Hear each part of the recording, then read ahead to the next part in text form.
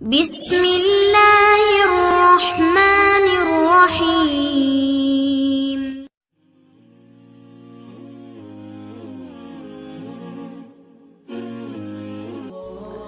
شدت درد میں بھی ہونٹوں پہ دعا کا ہونا، ثابت اس سے بھی ہوتا ہے رب کا ہونا۔ اور کچھ نہیں چاہتا اپنی زندگی سے میں یا رب، دعا ہے کسی کے دکھ کی وجہ میری ذات نہ ہو۔ کسی کی دعاؤں میں شامل ہو جانا سب سے بڑی کامیابی ہے۔ دعا کے 3 پہلو ہوتے ہیں، یا تو دعا قبول ہو جاتی ہے، یا آخرت کے لیے ذخیرہ کر لی جاتی ہے، یا مصیبت کو ٹال دیتی ہے مگر رد نہیں ہوتی۔ ہمیشہ دعا مانگا کریں، کیونکہ ممکن اور ناممکن تو ہماری سوچوں میں ہے، خدا کے لیے تو کچھ بھی ناممکن نہیں۔ ایک دن میں نے اپنی ماں سے پوچھا، جن کی مائیں نہیں ہوتی ان کے لیے دعا کون کرتا ہے؟ تو وہ بولی، دریا سوکھ جائے تو ریت سے نمی نہیں جاتی۔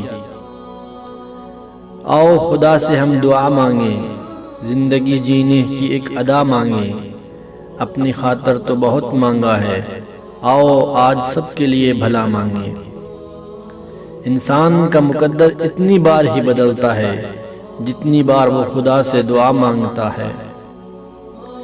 جب آپ کبھی بغیر کسی وجہ خوشی محسوس کرو تو سمجھ جاؤ دنیا میں کوئی تو ایسا ضرور ہے جو آپ کے خوش رہنے کی دعا کرتا ہے۔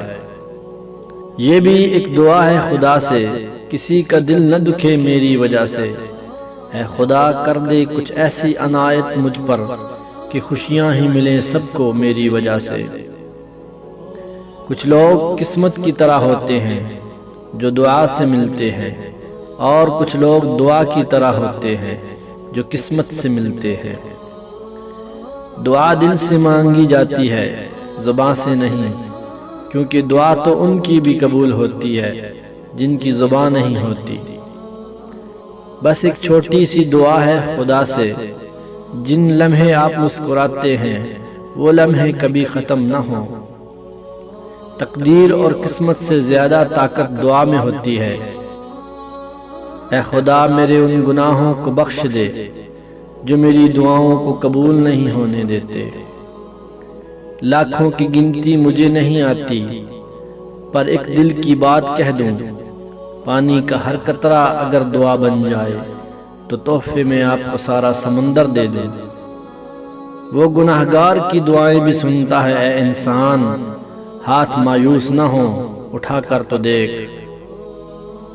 جب بھی کسی کو دعا دو اچھی اور دل سے دینا، کیونکہ وہ دعا پہلے آپ کے حق میں قبول ہوتی ہے۔